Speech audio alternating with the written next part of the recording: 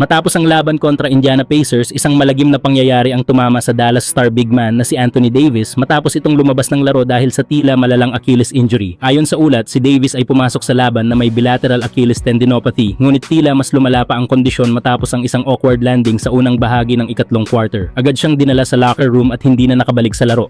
Marami ngayon ang nangangamba na posibleng tapos na ang karera ni Anthony Davis, lalo na kung kumpirmadong may punit o major damage ang kanyang Achilles, isang injury na kilalang napakahirap pagalingin para sa mga big man sa NBA. Si Davis, na minsang itinuturing na isa sa pinakamagaling na two-way player ng liga, ay matagal nang nakikipaglaban sa sunod-sunod na injuries sa kanyang career. Kung mapatunayang malala ito, maaaring ito na ang pinakamabigat na dagok sa kanyang basketball journey.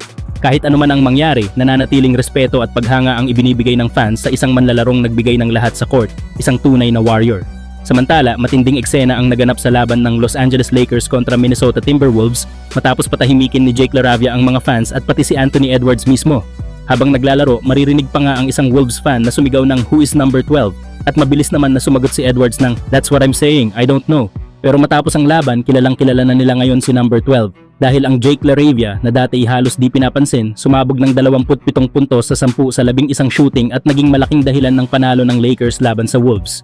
Mula sa tila walang pangalan, ngayon ay ginawa ni LaRavia na kilala ang kanyang sarili sa buong arena, pinatahimik ang mga nagdududa at ipinakita kung bakit dapat siyang irespeto sa liga.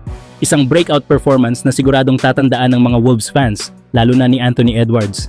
Kayo mga idol, anong masasabi nyo sa mainit na sagutan at pambihirang laro ni Jake LaRavia? Samantala, matapos ang isang napakainit na laban kontra Minnesota Timberwolves, Austin Reeves ang naging bayani ng gabi matapos ipasok ang game-winning buzzer beater para sa panalo ng Los Angeles Lakers. Si Reeves ay naglaro ng kamangha-mangha, nagtala ng 28 puntos, 16 na assists at 2 steals at buong gabi ay naging puso ng opensa ng Lakers. Ngunit ang pinakamatinding sandali, ang kanyang buzzer beater shot ang tuluyang nagpatigil sa buong arena at nagbigay ng panibagong sigla sa Lakers Nation. Dahil sa sunod-sunod na stellar performances, itinutulak na ngayon ng mga fans si Austin Reeves na mapasama sa All-Star Game. At kung pagbabasehan ang kanyang stats ngayong season, karapat-dapat nga siya. May average na 34 na puntos, 5 rebounds at 10 assists sa loob lamang ng 5 laro. Mula sa undrafted guard na minsang kinwestiyon, ngayon ay isa ng All-Star caliber playmaker na patuloy na nagdadala ng saya at pag-asa sa Lakers.